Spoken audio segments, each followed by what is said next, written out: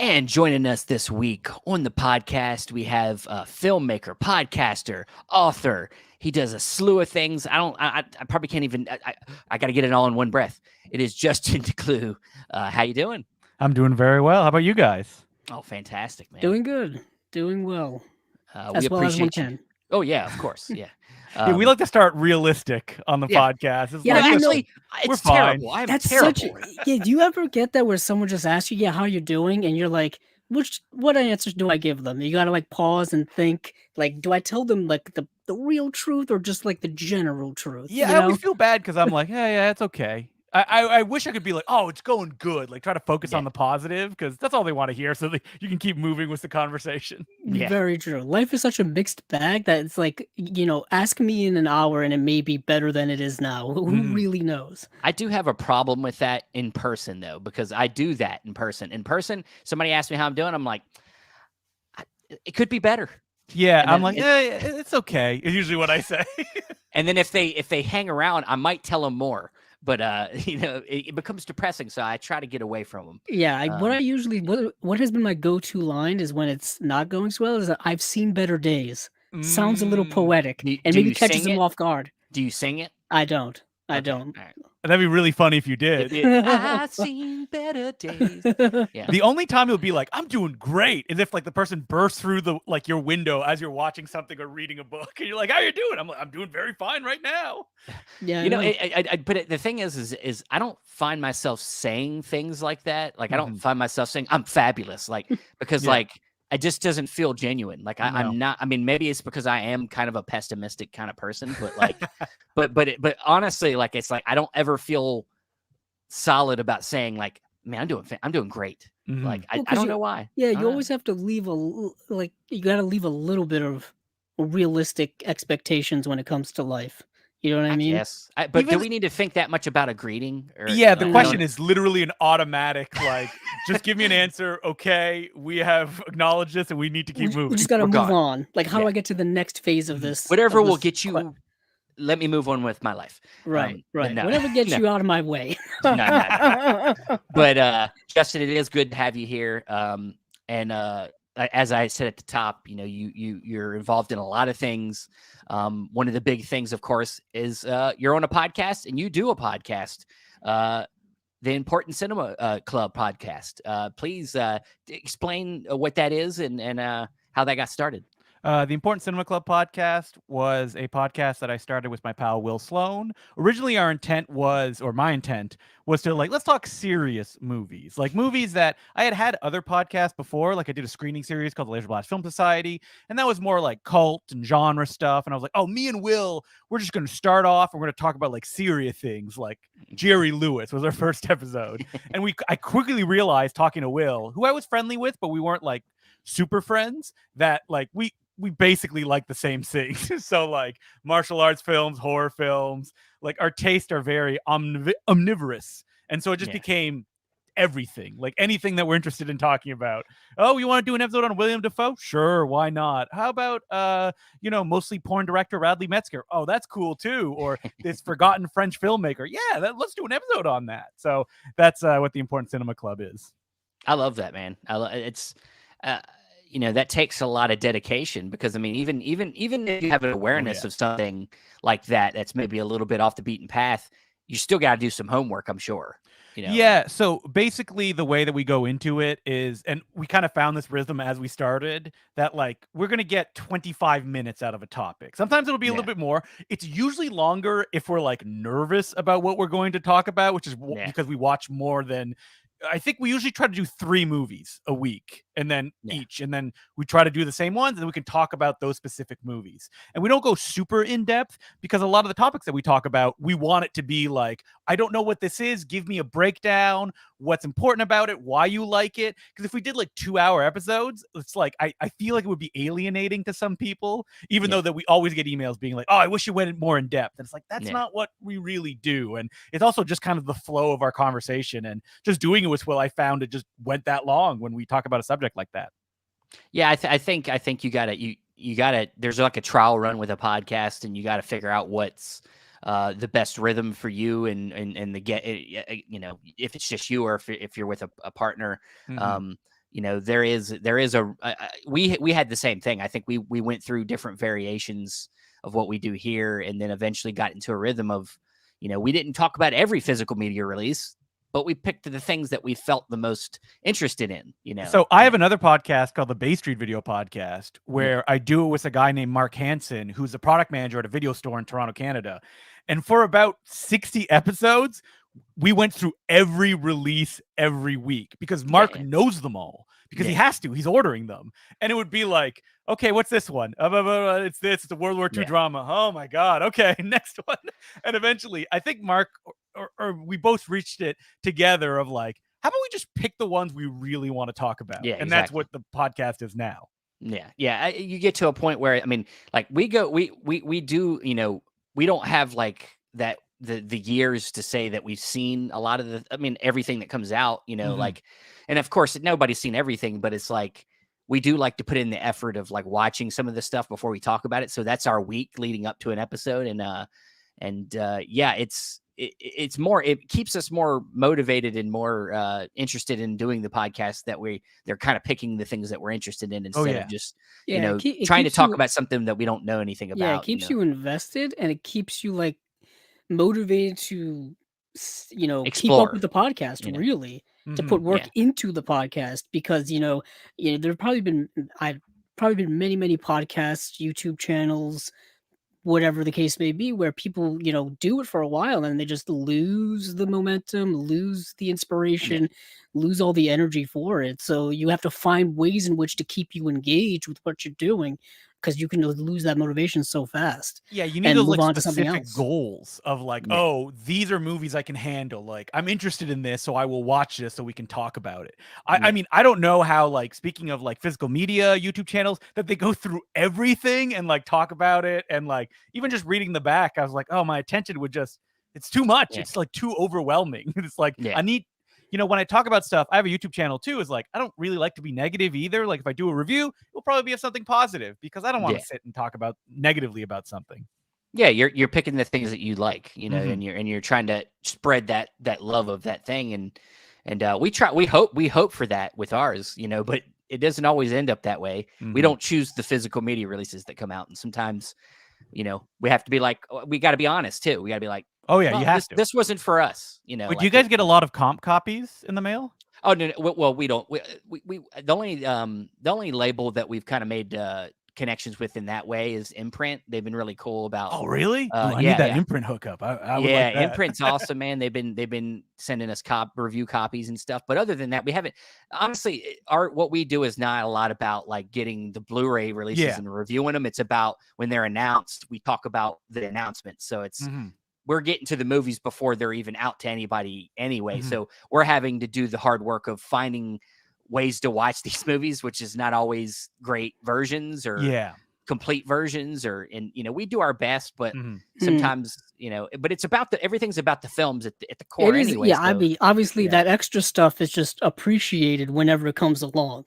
You know what I mean? Features and all that stuff. Yeah, that extra, like recently, we got to interview the general manager at Umbrella Entertainment. And we were able, and he was very gracious enough to let us get some stuff from Umbrella. Yeah, we were able. Sweet. Yeah.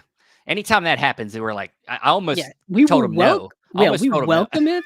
Yeah, I'll say this: we welcome it, but we don't ask for it. You know? I ask for it, and no one will give it to me, because I know people in Toronto who reviewed films 15 years ago, and they still get like 25 Blu-rays a week, just because they're on a list, and they just get them sent, and they're like, "Yeah, I just sell them," and I'm like, "Oh my god, like I want to be on these lists." I know, right? That's cool, man. Yeah, I remember. Yeah, that used to happen a lot. I mean, if you've been listening or been collecting long enough, you do see a lot of people who, at one point you had to become a big enough presence, and then those things would happen. Would come you know to what you, I mean? because if you had value in that. millions of viewers on YouTube or whatever the case may be, those things I guess kind of came along. But you know what I mean? It's interesting just because, we're reviewing them kind of before they've even been released. We're not really. I mean, we're not reviewing with their podcast. The movies. We're reviewing them. We're in the a movies, sense, like talking about the movies, not the releases. And I think, but that's what we're trying to do is keep in people's minds that when you're deciding to spend your money, think about the movies. Yeah. You know, like not necessarily about all the fun things around that. We love physical media. We love that whole the packaging and all that stuff. But really, let's think about the movies. And that's what we're trying to get at. And, you know, with labels, I didn't say it at the top, but I don't know why I didn't say it at the top.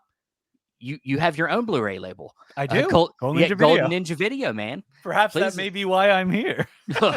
Could be. Yeah, but please tell us about why you you know, with all the other things that you got going on, you finally you decided to create a label. Well, I always wanted kind of like a DVD or a Blu-ray label, and it's actually not.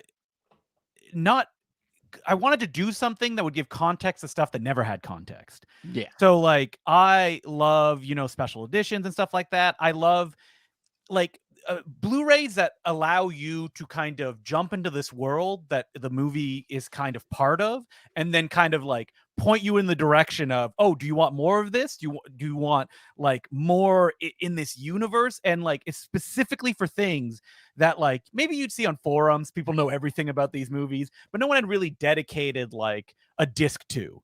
And so like it was impossible for me to imagine like reaching out to someone and being like, oh, could I have the rights to this? I will pay you, because I didn't have the money. Like, I think when I started it, I was working at maybe the Canadian Screen Awards, like the Canadian Oscars, or maybe not a call center. My call center was the job before that. So not a lot of money, almost minimum wage. And the way that we went about it was I told Will, like, hey, how about we do movies that are like in the public domain? So like Roger Corman movies, Three Stooges shorts, because there's a bunch of them in the public domain, and we'll do big special editions around them of like commentaries, featurettes, where it's actually I found that like the French do this a lot on their DVDs, which is you just have someone sit and like talk for 20 to 30 minutes about the film. And like I was doing that, and I was like, oh whoa, the French do that too. Like I saw this months later, and so I started doing that, and it really only for the people that listen to my podcast. Like that was the audience. Like I didn't go out or like send promo copies or anything like that. And eventually it got big enough, and I could reach out to someone, an actor that I know who's also a director. And I said, hey, could I put your movie out? Do you still have the rights to it? And he went, yeah, you can. And that was Flesh Freaks. And that was the first one that I did. And then I think the next movie I did after that was with Matt Farley and Charlie Roxburgh. Oh, it was only Matt Farley. Yeah. His movie Local Legends. Yeah. And so I did a special edition of that too. And that one was fun because Matt Farley and Charlie Roxburgh, his directing partner, they have a whole universe of film. Yeah. So like that disc allowed me to like, oh, let me introduce you to these guys. And I've released a bunch of their films since then. And then a lot of them I just kind of cold call, email, and say like, hey, this is the deal I make you. I give you like a percentage of the profit. You will not be paid that often, because it like when I hit a certain mark, that's when I send you the money, but I will pay you right from the get-go. So like that first month, you will get the money from, you know, whatever I make that first month, and you get, I give them like $1 amount with each disc sold. It's not a percentage. I don't like cut stuff out of like, oh, I did a lot of advertising, which is how like distributors get you. I heard from all the filmmakers I talked to, also myself, because I worked with a distributor that was like, oh, we didn't do anything for a year. Too many expenses, no money for you. And so, yeah, so it was kind of split between that of like, I was doing kind of public domain, and then I was doing films that, you know, I was working with the directors, putting them out, very inspired by Alpha Video, which is not a, I don't know if you've ever seen an Alpha Video DVD. They do like tons of public domain stuff, the worst quality DVDs. Like you like crack them open. I have nothing against Burn, but they're like Burns. Not only do they look bad, like they don't maximize the space at the bottom, so it looks like, you know, half of a thing, but like the stamp on the image is like really bad too, where it's like it doesn't even cover the whole like front circle. But they also, I found out, released some new movies too. So I was like, oh, I'm like an Alpha Video, but like the deluxe version of Alpha Video. And I should say Alpha Video puts out stuff too that like you can't get anywhere else, so they also have value. And eventually I did a crowdfunding thing for to do a scan of the negative of Matt Farley and Charlie Roxburgh's film Freaky Farley. Yeah. And as part of that, I wanted to raise some money as well for, oh, you have it right there. Yeah. I wanted to raise some money as well to do some other scans. And my Patreon blew up because I was offering things that had gone out of print, and I got enough money for a scanner. And the scanner is my nemesis. I hate it so much, but I have it, and I've scanned a bunch of films on it. It's as complicated as I thought it was going to be when I got it. And yeah, so since then I've been getting prints off of all sorts of places, eBay, archives, and I tell them like, listen, I'm gonna scan these, I'm gonna release them on Blu-ray. Is it okay? Like, whatever your fee is, I don't pull anything over wool at anybody's eyes. And they're like, yeah, sure, do it. Most of them are like Taiwanese films that have fallen into like the public domain place. It's like multiple YouTube channels have them. Maybe there's been a DVD that's been put out, and that's like the world that I live in. I also do limited editions for my own sanity, because like if I have too many releases, I'm like, this is too much. I can't. I'm actually at the level that I have too many, like on my shelf right now, where I have the ones that I can go out. It's like I got like 20 still in stock. It's too much. I wish it was less. But I also don't want these movies to just disappear. That would be not good. And it's also for the like the public domain ones that I don't want someone, if someone's like, oh, I have a new release of this, I'm like, okay, no, I don't want to put it out anymore. Then that happened with Creature of the Black Lake, because Synapse put it out on Blu-ray, and that was one that's like was in that gray market. Like if you looked online, there were like a bunch of DVD companies that put it out, and so it's like, oh no, I'm done. Synapse, no, I don't want to put that out anymore. So, but yeah, so I do scans now, and I work with filmmakers to release their new film. So that's basically what Gold Ninja Video is now. Yeah, awesome, man. Yeah, I'd heard about you for a while, and I had not partaked. And you know, the one thing was, and you can probably answer this better for me, is like, you know, I did try looking for your stuff in other retailers, but you guys don't share them with other retailers. It's just all direct. Yeah, because it's so limited that I've sent stuff to Diabolic DVD and Strange Attractor buy stuff. And Bay Street Video in Toronto, because I just give them to it directly. Wholesale prices are tough because I don't really make that much. So it's like I can give you like $2 off of the main. And when I started, there was more retailers that were reaching out, and it was like I was losing money, especially the ones that I do with other filmmakers, because like originally the Blu-rays I was giving out were like $10. Like I felt bad, raised more than $10. And it's a little bit, it's more now. It's like $20 because I do new scans.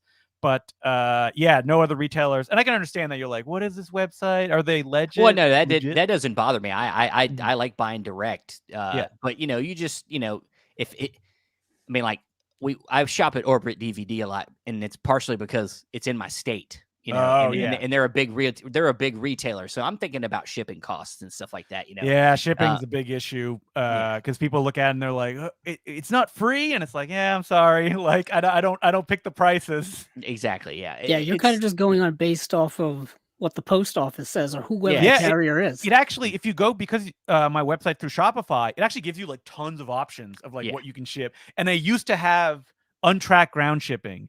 And there were so many issues, I had to take it away because it's like, it was only like $1 or $2 less, but like everyone was like, hey, can I have the secret tracking number that you have? And it's like, I don't have one. Like if you didn't pick it, I don't have it.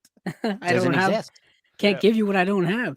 I think also, everybody wants tracking. I mean, you're gonna have to pay for it. That's why the only option I have is tracking, because it just got so many emails like that. I still have untracked international shipping, but I used to have ground international shipping. I don't even know why they offer this. It takes 60 to 90 days. Jesus and I think Christ. that people would just click it because it's a cheap. I would probably do that, and then they'd be like, "What? I haven't got my package." And I was like, "Yeah, you pick ground shipping. That's gone." I had to remove that. Yeah, I was just gonna say, because I do want to mention to our audience that you are located in Canada, Toronto, Canada. Yep. So so for us here in the U.S., it would be considered international shipping, which of course is an extra cost, and then time.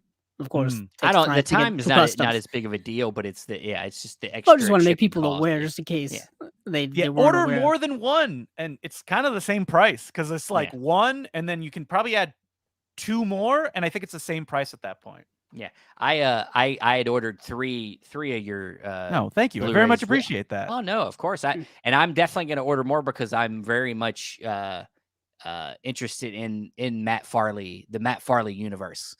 So I'm probably going to go and get the rest of the Matt Farley stuff. Oh, great! I did get the Freaky Farley, which I thought was really fun.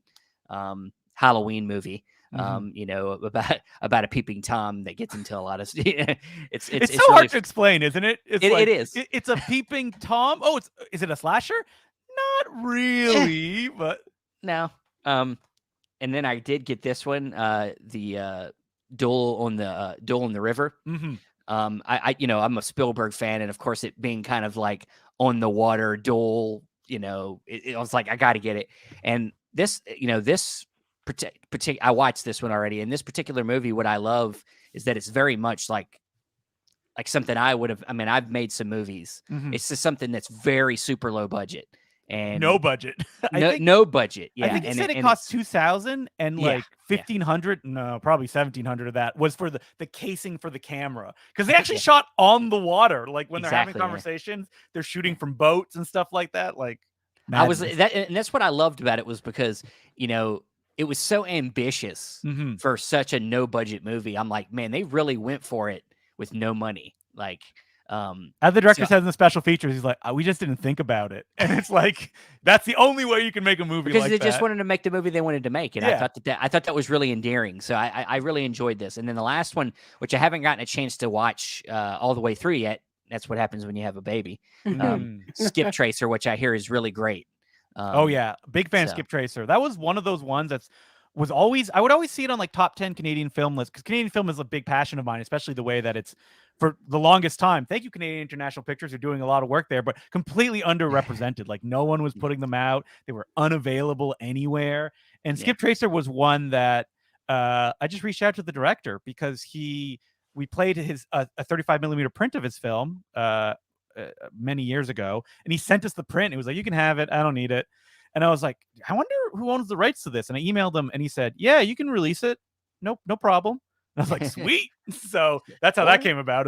It was that easy to just be like, hey, can I release your film? Is the deal I have? And oftentimes the people will be like, yeah, no one's ever asked. So I'm like, yes. So I'm really happy to put that one out. Yeah. I've watched about maybe like half of it, and it's been really interesting so far. And very Paul Schrader-esque. Yeah, that's a good comparison, definitely. And of course, with Golden Ninja Video, you've also put out a couple of your own films on your label. You directed 2 films. You got the Teddy Bomb, and your second film was Impossible Horror. So to tell us about them 2 films. Sure. Those were kind of grandfathered into Golden Ninja Video. They came out before the label existed, but they go on the site. If you get the spines and you're like, it's not numbered, it's like, yeah, well, it wasn't officially a Golden Ninja Video movie. So Teddy Bomb, that's like kind of my El Mariachi bad taste movie, which is very energetic and splattery. And it's about a young man who accidentally finds a little teddy bear that talks, and it's a bomb, and it's going to go off in, I don't remember how many hours. And there's a bunch of people. Come on, man! You made the movie. No. Yes, a long time ago, 2014, I think, is when it was released. And so he's chased by a bunch of people, most of them in balaclavas. So it's the same 3 guys that get killed over and over again, and they get murdered in splattery ways. There's martial arts. It's the kind of movie that I like, and so I made it. It's awesome, man. And Impossible Horror, that was my movie where I'm like, all right, I like serious. Japanese horror. I'm going to challenge myself. None of that energy of Teddy Bomb. Let's calm down. Boy, that lasts like 30 minutes before I'm like, I'm moving the camera again. That film, the plot is about a young woman who can't sleep, and she hears a mysterious scream one night outside of her apartment building, and she goes to investigate it, and she finds out that the scream is happening every night. And she meets another woman who is also searching, what is the source of the scream? And it leads to all sorts of fun with creativity, what it means to be an artist, the challenges of being an artist, also people melting, and martial arts fights that come out of nowhere in that classic Japanese film tradition. It all sounds like it goes together. Really interesting. Tubi.com. Check it out. Impossible Horror. I'm definitely going to. When it comes to, did you, I know you do a lot of your own features for a lot of these discs. Did you do some features for your own? Oh yeah. I think Impossible Horror has, there's a 30-minute making of that my partner, Emily Milling, shot. I think there's deleted scenes. There's everything that I would want to put on that. That's the only Blu-ray in Golden Ninja Video. It's a DVD 50 because they are so temperamental, and I had no idea what I was doing at the time. So there's a lot of stuff on there because it fits all of that data. Teddy Bomb has, I think, 10 commentary tracks, and they're all fun. I promise you that. And I don't expect you to sit there and watch the movie. I expect you to do what I do, which is I rip them on my computer, turn them into MP3s, and I listen to them that way. So And so I do the additions that I always wanted to. Teddy Bomb had a wild one where I don't know if you ever saw like South Korean special editions where they were very fancy. They would come with all this stuff. So I made like a Teddy Bond special edition that came in like a wooden box and that had like a prop from the movie and the soundtrack and a bootleg version of the film that had the temp audio with some other commentary that was only on the bootleg version because it was a rough cut. Stuff like that. Yeah, I love Blu-rays and physical media. Dude, yeah, you're doing the stuff that like it makes me think of our conversation with Eric Wilkinson over at MVD. He was talking about how much he very much puts as much of his like passion of like how what he grew up with in the video stores and all that. I love those like MVD releases so much. I had all of them and I'm like, I'm gonna buy them all. And then I know against probably his will, like it became kind of like an MGM catalog reissue thing, and even said like we can't do special features for some of these movies. And it's like it's the deal we have with MGM. And I was like, no. So I have like 1 to like 25 of MVD because I love them so much. Yeah. I feel like that you both have that same kind of like passion, that energy for the And I guess that's as good a segue as ever to where that passion and energy kind of came from. I guess kind of what we usually do here on the podcast, going back into your roots and go back to the origins of your love of movies. I guess that's as good a time as ever to transition into that. So where did it all start for you? Did it start at that early young age where I think it started for many of us? Oh yeah, definitely young. I can pinpoint exactly when I got obsessed with movies. I always liked movies. There was, I was actually one of those kids that was like, anytime we went to the theater with my parents, it was always a big deal. I would get very nervous and I would like have to pee. That's like the memory I have of like being a 5-year-old being like, this is a big event. We're at the movies. I don't know what's going to happen. Always nervous that like, if my parents will like it, like, why am I invested in this? I'm like 4 or 5 years old. And it was when I saw George Romero's Dawn of the Dead. The way my dad would work when we go to the video stores, he'd go, you have all the time in the world. And after 5 minutes, he's like, you haven't picked anything yet? Let's go. And I'm like, and he's like, oh, Dawn of the Dead. That's a good one. Pick that one, Justin. And I was like, okay. And I watched it and I was like, wow, now this is a movie. I don't know what it clicked in me. I mean, I love that movie. It's my favorite movie of all time. But like, I remember going online being like, I need to know more about this. And so like from there, my kind of love of movies built. And like I would see more and more. And I went through all the same phases. Everybody at a certain age, at a certain time, like Tarantino, Rodriguez, all those kind of like, 90s, like in your face filmmakers. And then it just kind of expanded. I got a love for Hong Kong cinema is another one of my loves. And I think it's just because of like the intensity and the in-your-faceness of it is something that attracted me to it, that I'm someone that reacts very like viscerally to visceral cinema. And I think that Hong Kong is like the place that like gives it to you that hard. So I remember as a teenager, I'd always be looking for Hong Kong movies, any opportunity, watching everything that I can, trying to get that rush. And eventually, it moves on. I go to college, I discover all sorts of film. I think one of my Achilles heels is I like too much stuff. That sounds like I'm at a job interview and it's like I work too hard, but in truth, it's like if I only like a couple things, I think my life would be much easier. My collection would be much smaller too. But it's like, oh, I gotta get this, and I love this, and I love this, and I want to watch this, and this, and this, and this, and and it kind of went from there. Yeah, it's a problem with all of us. I like too many things. Oh, absolutely. It keeps me buying things, and it really does. I mean, I may or may not be looking at things now while we're recording. That's how much it's all around. It's always all around him. He's got stuff sitting behind him. That is also very true. But even like I'm always multitasking, but in the back of my mind, it's like I want to be shopping for movies. You know what I mean? Not even like shopping to buy, shopping just to look. And make lists. And to see what you can find. It's that adventure. It's the energy of the hunt. You know what I mean? I used to do that all the time in, going to brick and mortar stores, spending my Saturday nights by myself looking at used DVDs. Used Blu-rays, flipping through them, being like, oh my God, the dusty shelves.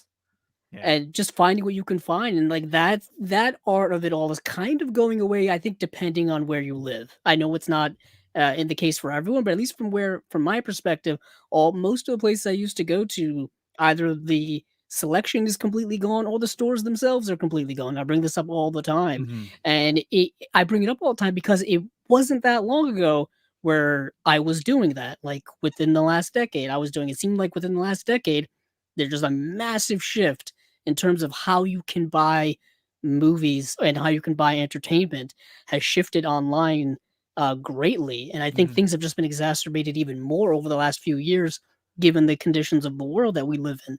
So it's just I kind of almost I feel nostalgic for that because I want to get that same energy again. Oh man, You I know? want to feel that nostalgia. There's still so many stores in Toronto, like huge Oh, you're Blu-ray lucky. store. We have like a chain called BMV, and there's like 3 or 4 of them in the city, and they all have used DVDs and Blu-rays. And because I do that podcast at Bay Street Video, like the co-host is like, "Hey, have you seen this?" And you get them at cost, man. And like he doesn't push them on me because the store doesn't make any money if they're giving to me at cost. But it's like, ooh, I wouldn't have heard of that otherwise. Like a lot of that, like going through all Yeah. the new stuff. I also just like I like seeing it in person. That's also And like a big holding your thing. hand and being like, Well, the thing is, I'm a person who is at the store, like, if there's multiple copies of something, I want the best one, the one that's in the best condition. even the I movies? Yeah, like, just like because sometimes some stores do not know how to handle their movies. They just Yeah. they must throw them around or shake the boxes they come in or whatever the case may be. Because I've seen that many and many a time where discs are loose, packaging is torn, packaging is wrinkled, packaging is broken. I've seen that so many times over the years, and it's like, damn, I should have inspected this a lot more closely before I bought it. So that's me, the ultimate inspector to find the perfect copy all the time. I'm like, give me the beat up copy, please. Just because if it's cheaper. Like if there's like 3 used books, I'm like, one of these is probably has a lower price because it has like a ding corner or something like that. If I that wish was that was the case. if that was the case in most when buying physical media, I mean, Orbit DVD does do like a discounted on dinged things. Oh, So, really? yeah. So Well, they'll tell you, hey, this is damaged, and sometimes they'll post pictures of like, yeah, they'll here's this post pictures of it. busted corner or Yeah. torn package or something like that. That's another thing. If you are going to like sell damaged things online, I mean, yeah, show it. yeah, know? you got to show it. I mean, I don't. Where do you guys stand on slip covers? Pro? Nay? I mean, I'm pro. we like them. I like them a like lot, 'em. but I don't like the culture that's formed around them. I don't know. I was Very gonna say, frightening. That's but a little different. Yeah, I'm exactly. pro them because I want when I buy something, I want it in its original form, like how it first came, like first edition, first pressing. They look first so whatever. nice. And some of them look fantastic. Yeah. And they had a little extra to it. And they made Vinegar Syndrome what they are today. Like when they started doing slip covers, like they blew up. Because not all slip covers are made equal too, in terms of quality of just the material. No, Vinegar Syndrome. First time I got my first Vinegar Syndrome release, I was blown away by just the thickness of it and just the material being such high so quality. Funny that we're like, it's so thick. Yeah, I know. Like, Damn. But it's true. It's the little details that matter. but and I agree. It's the culture around it is a little bit toxic, and like we've said, we like to keep the focus on the movies. But once we get past the focus of the movie, we do like all the bells and whistles, and it's all nice. I will say, I want to bring this up about Golden Ninja Videos packaging. What I really like about what you guys do with yours is it's like, I would say it's almost like a homemade thing. Like it's like, I also like that the numbering it looks like it's handwritten on here. Oh, it is handwritten by me? Yeah. By you. Yeah. I love that. It's all, I mean, it is homemade. So I get the covers that I design myself, much to my chagrin, because I don't like designing stuff. And I get them printed at a shop near here. I get them, I cut them myself, and then I put them in. And the little booklet, I printed it here. I cut it myself, put it together, stapled it myself, put it all. Yeah, it's all homemade. I love that. I mean, like, and that's the thing is like, look, we get all excited about Second Sight, and every release they have, it's got like a hardback book. Yeah. And that's fantastic. That's lovely. And we get excited about it. Oh, this is so amazing. I can't wait until I'll get to it at some point. Ooh, what else is new? It's great. Yeah. It sits over there and it looks nice and everything. But there's something about the fact that you're basically, it's a one-man show and you did something and put this together, and it's a fun, there are movies that you won't find anywhere. And you know that there was a person with passion behind this that did all this work. And I love that. I'll take this over a Second Sight edition any day. If the movies thanks, say that some people might be like, Steven, you're crazy. No, you're crazy. You're bullshit. But honestly, I like, we talk to so many people in this show, and I want to invest in the people that have the passion that I can see, and then like, you know, are showing me something that I would never find anywhere. And I will say that it's 1/3 of the price of a second sight set, so there's that. Very true. It's also way vastly cheaper, but you know, like, I mean, it's I mean, the benefit of this podcast, and I'm not just saying because I'm on this podcast and part of it, is that we do get to see the people behind the making of a lot of the products that people are buying, or people are at least aware that exist, and we're seeing how much effort that goes into it, how much energy and passion that goes into it. And I think that helps inform people that they're not just buying a product, they're buying kind of a labor of love, a labor of effort. And I think that does impact the way people buy. Specifically, certain collectors will maybe think more about that. Like if they're trying to decide between two releases and they know more personal attachment to something, to another, to one versus the other, they may go for the first one, you know, and it happens. I'm someone who, like, if I see certain names that do commentaries, I'm like, oh man, I gotta get this. Like, I'm a huge David Decloux commentary head, David Delvale, who's a pal of his. Like, if I see their name on it, I'm like, yeah. Like, I just picked up, even though it's a good movie that I haven't seen in a long time, Paul Bartel's, I have it right sitting in front of me here, Spare Parts.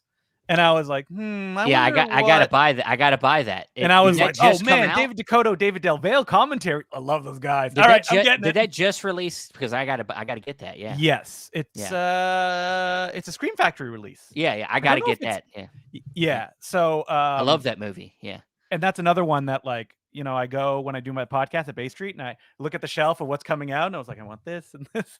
So and that allows me also to talk about stuff. But yeah, it's passion of like, you follow those people. And for me, Golden Ninja Video, like, I'm in almost every video featurette and commentary, and that's just because, like, not because it's like, oh, it's all about me, but it's more like, I'm here and I can give you the context about these things. And so, like, it is kind of my face. I would never call it like Justin Decloux presents, even though that I believe that the White Zombie one kind of says that more as a joke than anything. I think we have two little logos. Me and Will Sloan's face are in it. But it's just like I'm there because I'm the only person who will do it, and I like sharing. I was going to say it takes money to hire people to do all of them features. I mean, it's not a it's not cheap. Thing. And like when I have somebody else on, I pay them because I want them to, you know, unless they're a friend and I'm like strong arming them into doing it. But like I've had people like and I consider them friends, like Dylan Chung, who does stuff for like 88 Films. We just talked to him. Oh yeah, I love Dylan Chung, and he's a guy that, like, I was like, please let me pay you for your. He's like, oh no, and it's like, no, you did the work, like, you know, it's only fair that because I'm turning around and making money off of this thing, so it's like, you know, and that's a thing that I don't know if every label does that kind of stuff, because it's like, oh, we do it for the passion of it, and I think it's important that, like, as well, people that participate, you know, they get paid for it.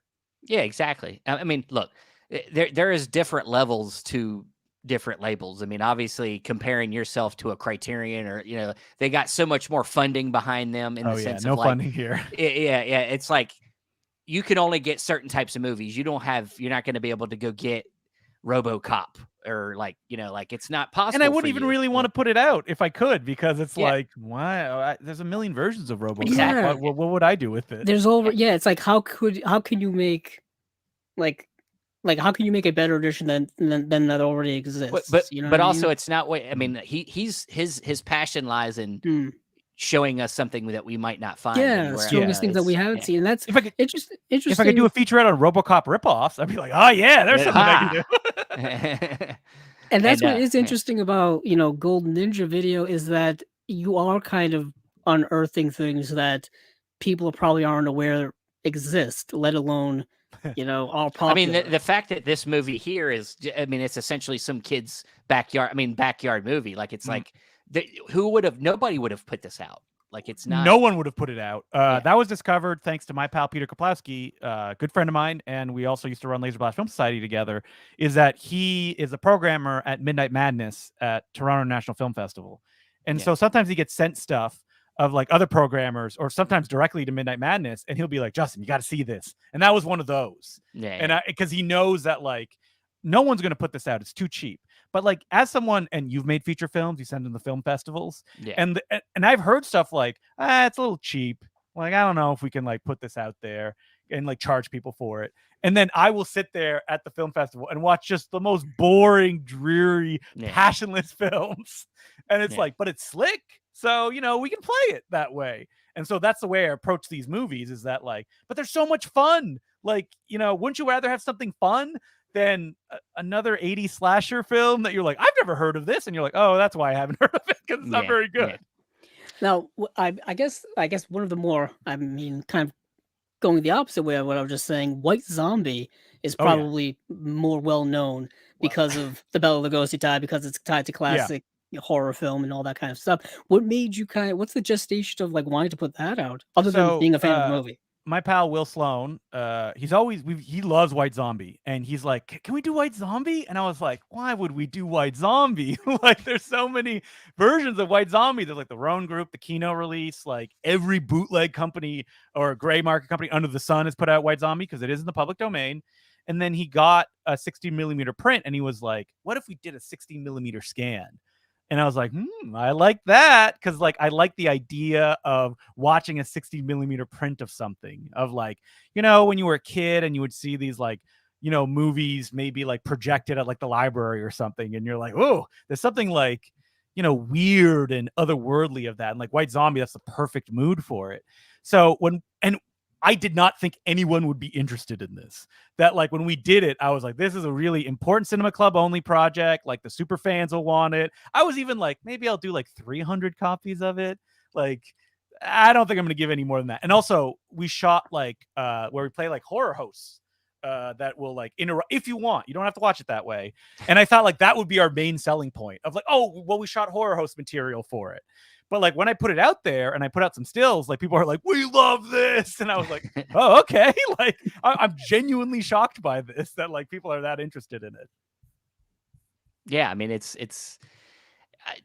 the choice to do a film like, I mean, like you guys will go anywhere. I mean, you're doing, is there any other films that you have? I mean, you probably can't tell us exactly ones, but like, is there any other films that are, of this kind of like prestige, of having prestigious people in it that you are working on also? Nothing we're working on. We would love to do Detour. If anybody has like a 16 millimeter print of Detour, or any, I think Detour's any PRC, that's Producers Releasing Corporation, Edgar G. Ulmer film, I would love to do that. Like that would be the tops.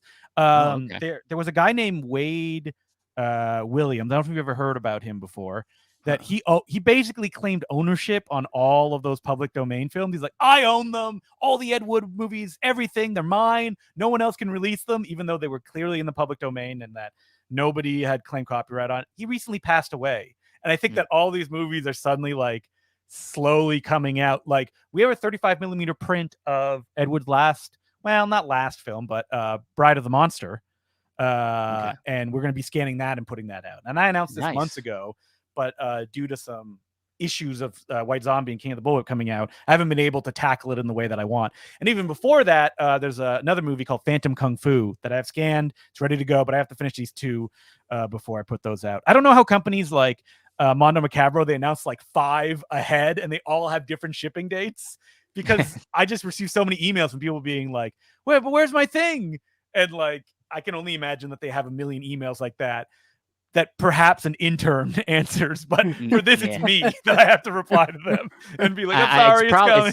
It's probably Jared Ainer over there. He's probably the one that's doing, I believe he does a lot of that stuff. No, he's really? Probably, I think so. Maybe they have an automated email but I try to like write a personal one. Like sorry, it's taking a little bit longer than I thought. Yeah. It's easier to do a social media post saying, sorry, everyone, we're working on it or something like that. Or, it is in the works, but we have to push it another month or something like that. Or we're doing this, and this. I mean, we see that all the time.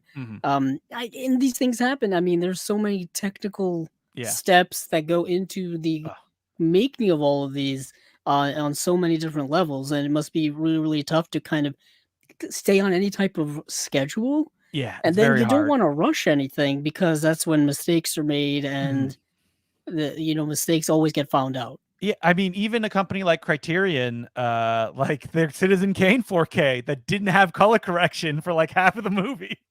Yeah, And I still have remember that edition because their return policy was wild. Like if I had to recall I don't know what I would do because I could not afford to send out discs to everybody. Like, Yeah, you got it. I think for you're probably kind of looking for maybe some films that are already kind of in there. You don't have to do too much touch up on them. The prints basically I say like I color correct them because every print I've scanned that's not in black and white was beat red. So colorist went over and made it look all nice. Yeah. And I did play around with like, maybe I could do some scratch removal. No, I'm not touching that. Like it's so complicated and so much can go wrong. Like I'd rather there be a scratch and like somebody's face be deformed digitally because like a program was trying to fix it or I was trying to do it that way. Well, that is part of the as part of the overall charm of a public domain aesthetic, really, is the imperfections of it all. Oh, yeah. You feel like you're watching it on an old projector. I love that idea.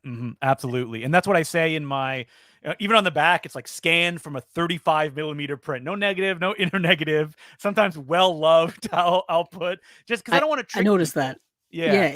I was actually wondering where you got your elements from, but it seems like you get them from wherever you can possibly. Oh yeah, like that White Zombie print is a library print, so it's just like a library was getting rid of stuff, and somebody picked it up, and then he just sold it to us. So he's like, "What am I gonna do with a White Zombie print? Like, there's a million of these out in circulation. Like, it doesn't really have that much value." So we're like, "Yes, please," because what I'm doing is very specific and like not anyone else is trying to do that. And I can really only do it because I feel I have the Important Cinema Club. If it was just like, I'm just some guy doing this, they'd be like, why do I care? Like, no, I don't care. But thankfully I have hundreds of episodes where they're like, I like this Justin and Will, and I would like to hear them talk about these things. And that's how I was able to kind of build it up. Anyone who comes from other angles and have never listened to the podcast, I'm like, welcome. I don't know what brought you here, but thank you. I mean, now that I'm doing movies that are like, like the Iron Dragon Strikes Back, I scanned a 35 millimeter print, and like that movie's great. And like you can find like kind of ugly looking versions, but the version we have on that Blu-ray like just has a texture and like it's in full 235:1, so it looks great too. And it's directed by a guy that I love. It stars Bruce Lee that me and Will love, so we could talk about him. Like it's not hard for me to find passion points about these things and find reasons and things to talk about. Yeah. And so with the Important Cinema, you also guys have branched out to doing some books too as well, I saw. Oh yeah. Which is cool, man. I along with the books, talk about like how it's felt like the popularity of the podcast, how that all feels like, because we're a podcast that strives to be popular. Yeah. No, I'm just kidding. No, but no, how does it feel to feel like, that you're reaching people and to the point of, writing some books? Because I think when you write a book, when you go into getting into books, I think that's kind of a whole next step, Well, the books were interesting because the first one that I wrote, Radioactive Dreams, The Cinema of Albert Pune, I don't even think the podcast was like that popular at the time. I did it as kind of a challenge because we were doing a screening of Radioactive Dreams on 35 millimeter, a film that still remains unavailable in any good looking version, much to my chagrin. And I set myself a challenge of, when the screening comes around, I would love to have something to sell. We did zines before, so I was like, I'll write a book. And it didn't like blow up, but I was able to watch every Albert Pune film and review them all, interview some people that he worked with. And I put it out there, and it's not like, yes, it bought the house around me because I don't own this house. I'm renting this apartment that I live in. But a lot of people were like, wow, this is great. And they were able to discover it. And on the subject of people like being fans of the podcast, what I find surprising about that is that like, wow, people are interested in what we're saying. And that most importantly, we get a lot of emails of people saying like, oh, you kind of pushed me to kind of challenge myself and do different things and watch different things. And that's all I want to do with the podcast. Like that is the main goal. Yeah. That's I completely agree with that. That's anytime somebody says you've inspired me to watch this or that. And, that's the main thing I'm looking for is just that we've spread some knowledge. If we're knowledgeable enough to get people to look into something and that they loved something that they never knew they were going to love before, then that's because there's so many things. And I think that as like human beings, we do want to fall back into nostalgia and comfort. Yeah. And that's fine. Like, but you can also because there's so much access to thing, I think we feel crushed by it as well. Where it's like, oh, there's too Yeah. many choices. I don't want to see something else. So all it takes is like one person to be like, well, that's very good. And if you kind of trust that person, you're like, well, I want to check that out. Like I know people that like if they recommend something and I'm like, I have never heard about that, I will watch it that night when I go home because I'm like, oh, I got to see this. Like, what is this? Yeah, we started doing a kind of a spinoff show called The Unwatched Pile, and it's about us as collectors, because us as collectors, we love to blind buy, so now it's about us digging into our collections and pulling out movies we haven't watched yet, and giving ourselves a reason to then watch them and talk about them, and then pairing them with other things in our collection that we've already seen. Because I think one of the things I love about when I'm watching something new is like being like, this reminds me of another film I love, or like this must have been influenced by this, or like. And so, yeah, I mean, like, I think, just you got to find ways to keep your interest up when it comes to like your discovery of movies. And like you said, if you have friends and you have, you listen to your friends, like ask them like, hey, what have you been watching lately? Like, you can't be a lonely movie watcher. I think it's important. There's no joy in that. I feel like when I would do screenings, like, just a bunch of friends in a apartment, it wasn't to be like, yes, I have great taste. It's more like, no, I just want to watch this with you. Like, I want to experience this with you. And I've shown films that like, they go like, I've shown films that like nobody likes them, and that's not fun, but we can still talk about it afterwards. You can't get like insulted by it. You're friends. And if you do it a lot, it's not that big a deal. Yeah. I've seen movies in like, I love the movie Perks of Being a Wallflower. I loved that movie. And I remember when it first came out, it was at like $1 or $2 cinema, like it's super cheap. And so when it came out and I loved it, I started taking everybody I knew to go see it. So like, I think I saw it like 6 times in the theater, just because like, I took my mom to see it.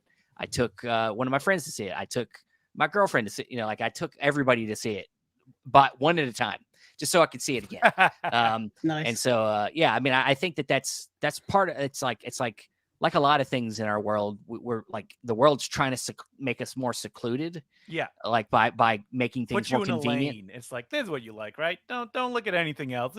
We'll cater to this. Yeah. And so I think it's important that we're communicating our likes and dislikes in an appropriate way. We don't have to be assholes.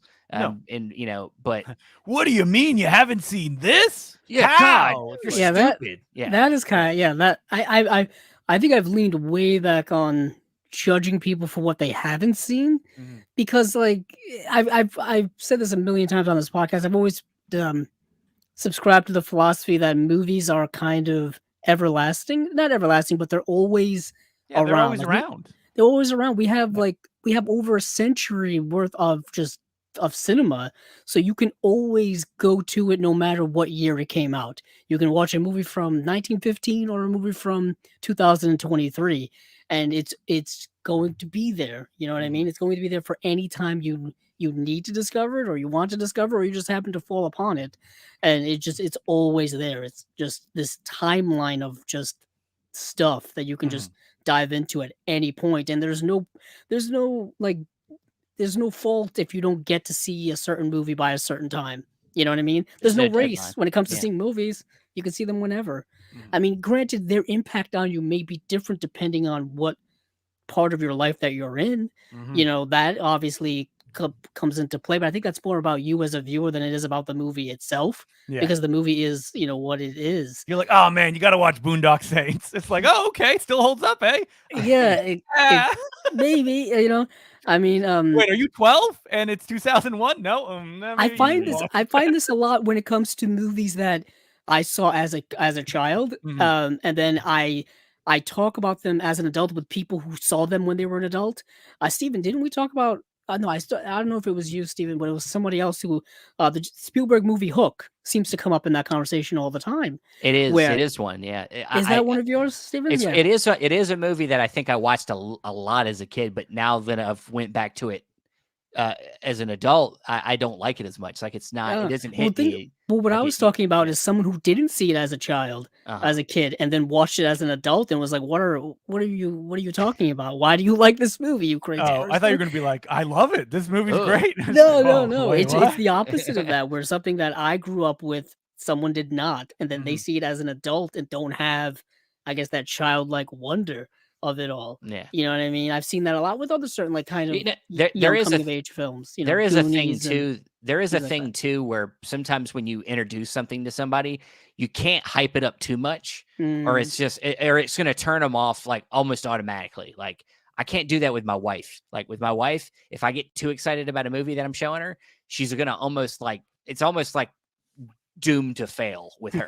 like I have to be like, this was pretty good. I don't know. You might like it. Oh, I don't wait, so know. you You use want to check it? like reverse, almost reverse You have psychology, to, like you would on a yes. child. Because Like my wife, friend, I was yeah. talking to my friend, and he was talking about his daughter who are like, 17, 18. He has a younger one as well. And I was like, oh, she's into like manga and comics. You ever show your comics? And I was like, and he was like, no, I can't recommend anything because if I do, she'll be like, no, thank you. But if I'm like, yeah, that one's pretty good. Maybe, yeah, I don't know. Then she'll be like, okay, maybe I'll read this. Yeah, sometimes you got to be sneaky. You can't make it like it's coming from you. That it's just something that's there, and that you should maybe you should check it out. Maybe you'll be into it. I mean, this happens a lot. Oftentimes, I've seen memes about this. If it's something that you really, really love and you show it to somebody and they don't like it, the disappointment is like on a tragic level. Yeah. It's like I don't know if I could talk to this person ever again. You know what I mean? That does come into play, but honestly, then again, you gotta move past it. I mean, I had not love Boondock Saints. How can they not? Dude, this didn't end up being an issue, but with wife, I'm surprised we got married because like my favorite movie of all time is LA Confidential. It's the one I always go to. I love that movie. And I remember me showing her that movie and her falling asleep. And I'm like thinking like, I'm not going to hold this against you, I guess. But I think I've always it's your honeymoon and you're like slowly taking your ring off. Is this the end? Doesn't like LA Confidential. This is my chance to kill her now. No, but it's one of them things where he's just like, I have a hard time unless you're with other film buddies that are as enthusiastic as you. It's hard to introduce certain. You got to do it in a proper way to introduce. Movies to certain people.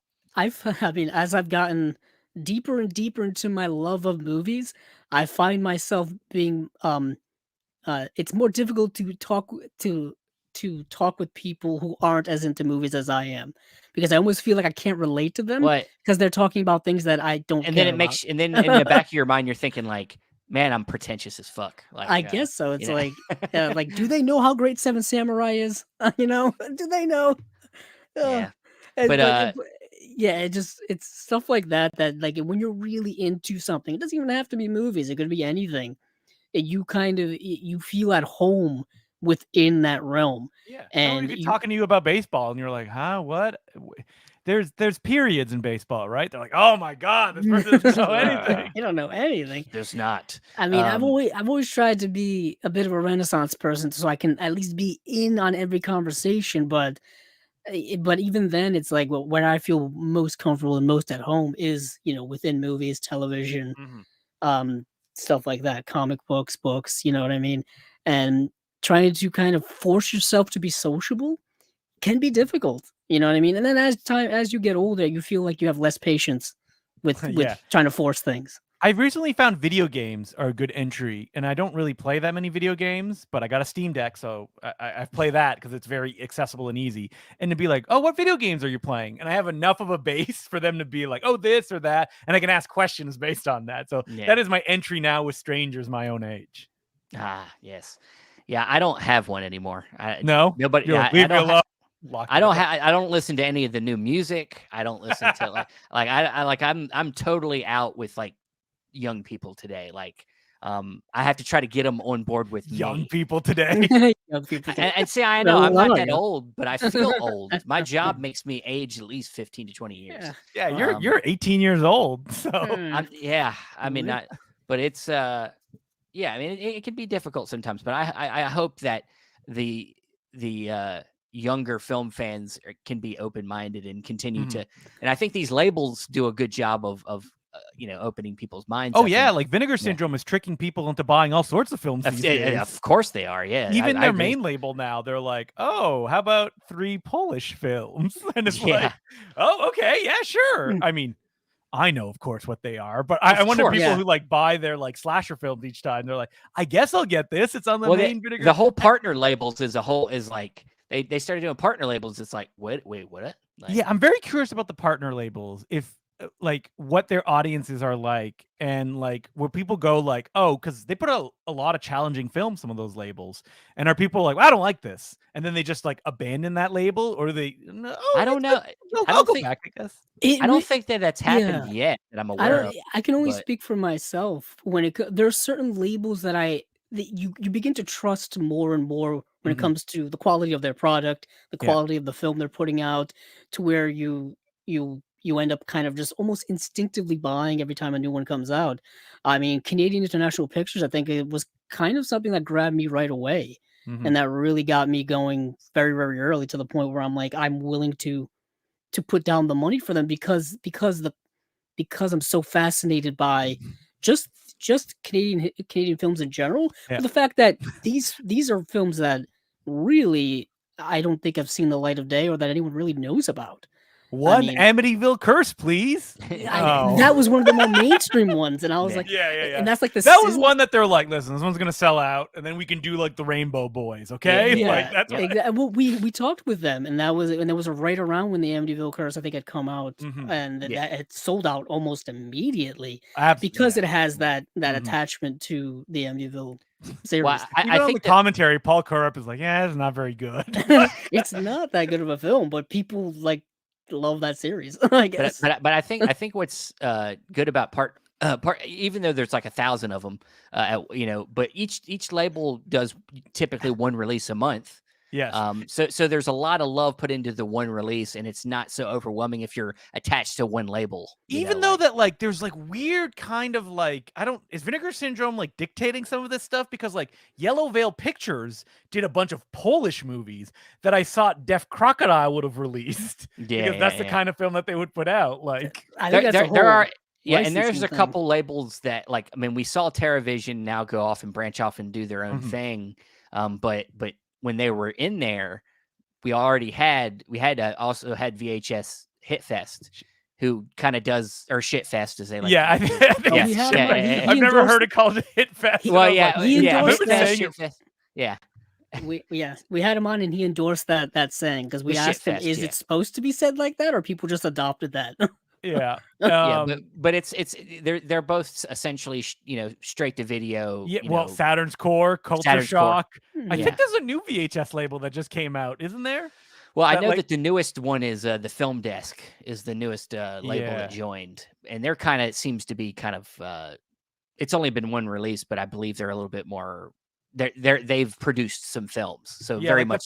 The Film Desk is like, listen, whatever lands on this desk will be out from this label. Yeah. And so I think maybe we're getting to a point where maybe some of these labels might be. I don't want to say redundant, but closing doors, perhaps. Like I know some of them are definitely more popular than others. I know that Fun City, they branched off, I think, because they were so popular. I'm curious to know what happened to Fun City. I thought they had left OCN. And then they're like, oh, no, we're back. And well, they are, but I think maybe they had deals worked out with a couple more releases. I think there was a few more releases they had attached to the OCN. Oh, so they have broken off, but there's a few more they're contractually obligated to complete. Okay. Yeah, we've had Justin Hertzberg on twice. Times. Yeah.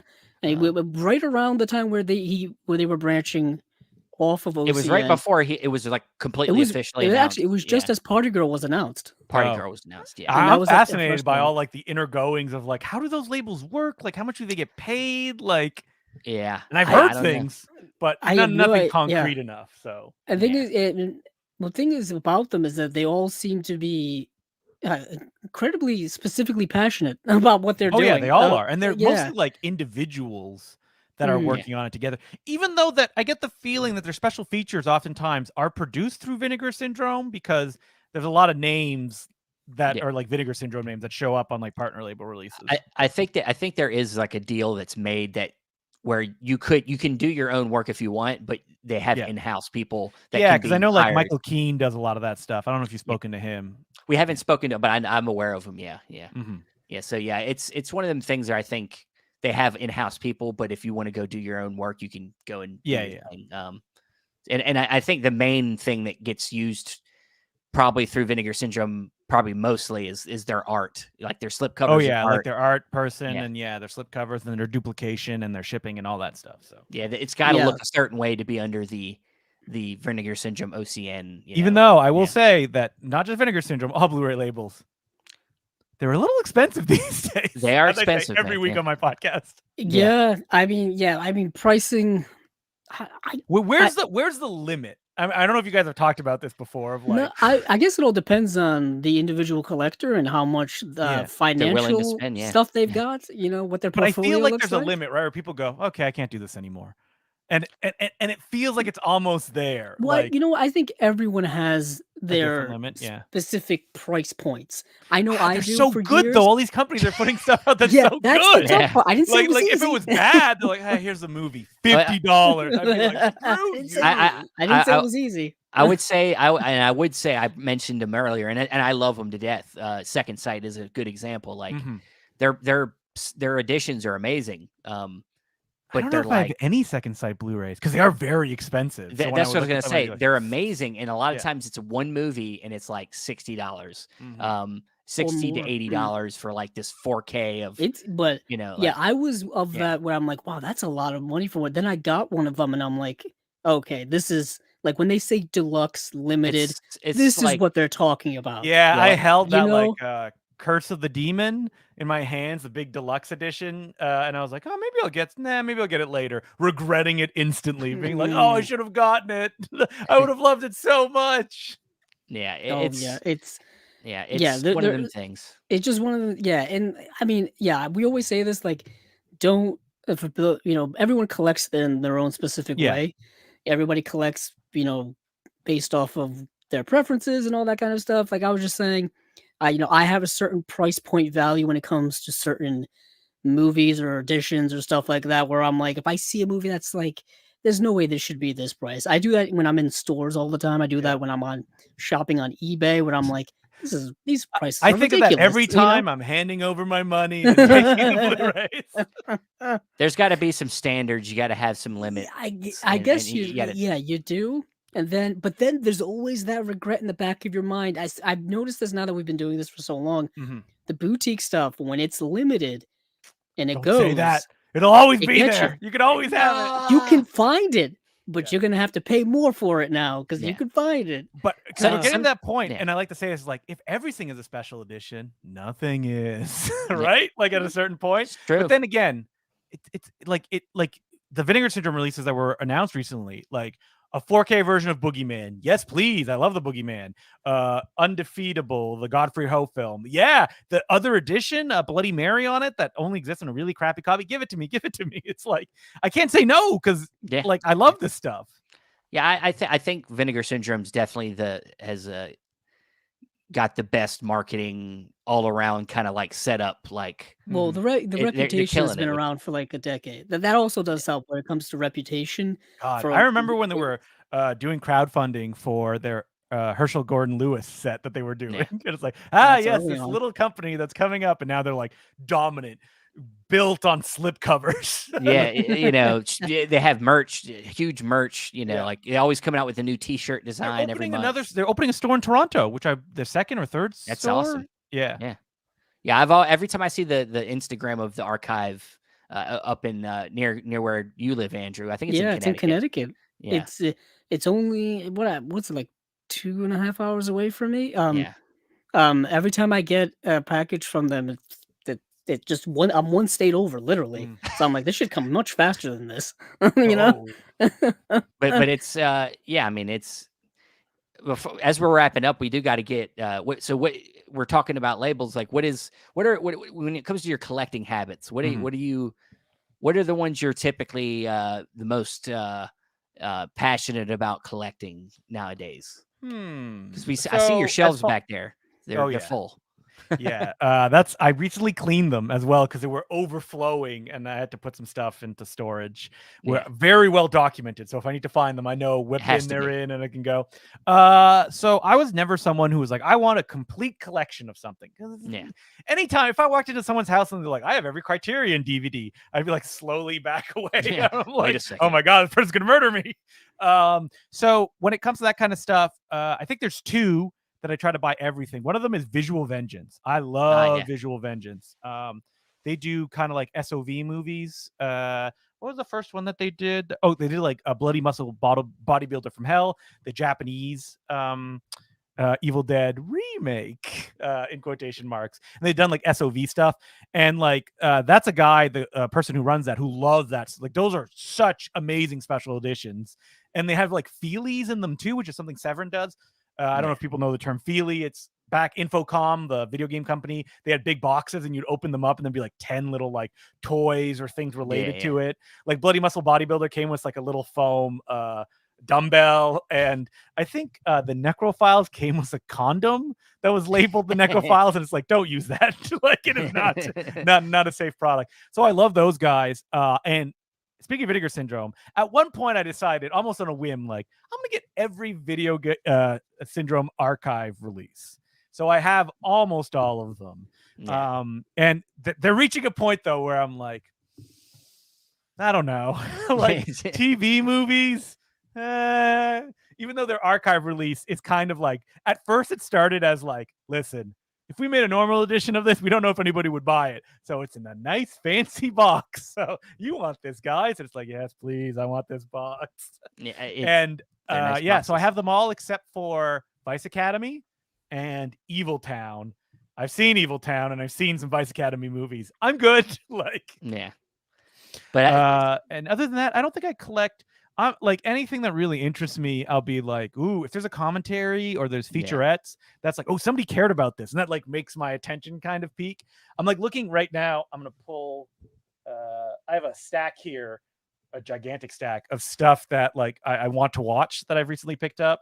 So I have like Radiance is doing really good work. Of course, yeah. Culture Shock. I really like their releases as well.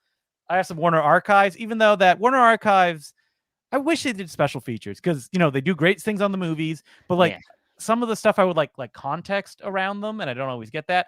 I mean, Severin has been killing it with their box sets. Oh, yeah. And they do kind of like, I'm a little suspicious of oftentimes genre-based box sets because it's like, there's one good movie, and then you get some more.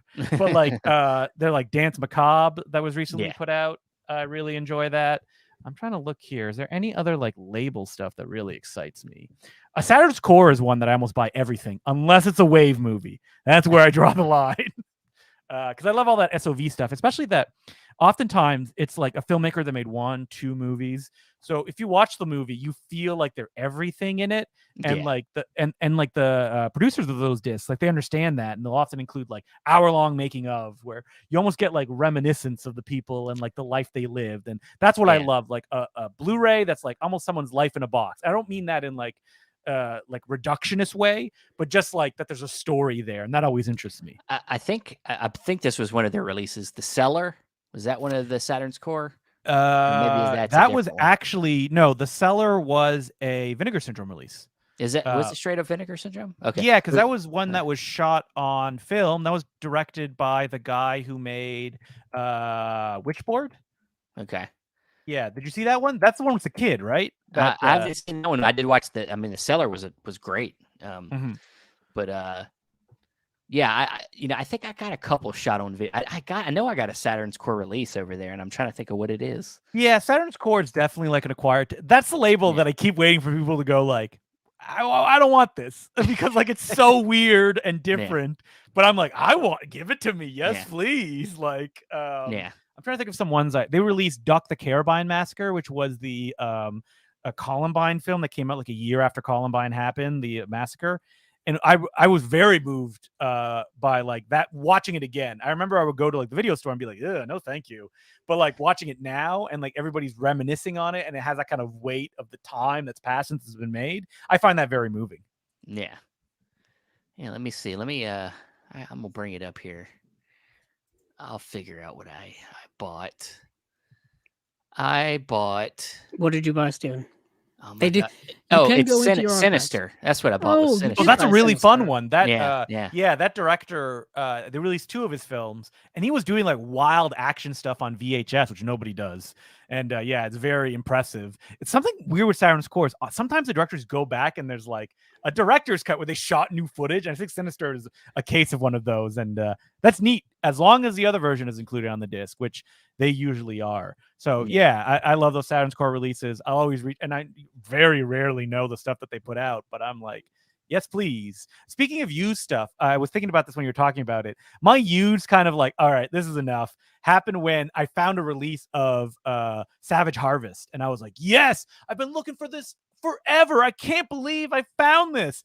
And then I bought it. I went home and I went, I already have this DVD. Like, Oh my! the hunt had built in my mind so much, I forgot that I had actually already gotten it. That happens to me a lot when I'm out and I'm like, do I own this already? Have I bought it? When did I buy it? All that kind of stuff. And I do have certain things logged, but I don't log everything. Yeah. And which is a bad. It's a bad. I like to log things after I've watched them. So if I have a Blu-ray and then I watch it, I log it. But if I buy a Blu-ray, I don't usually log it right away. So obviously, collectors, or who are listening probably know this as well. Is sometimes things will sit for years unwatched. You know what I mean? And you just don't have it logged in. So but you remember the hunt that you're like looking for that one title. Yeah, and then you found it. Or sometimes this has happened to me too, where I've watched a movie and then years later I'll be like, yeah, watching this for the first time. And then no, I saw it, but it happened to be 6 years ago. That I can look and be like, no, wait, I've seen this. I've reviewed this. It's like, this looks very familiar. This is very, I will very say, interesting.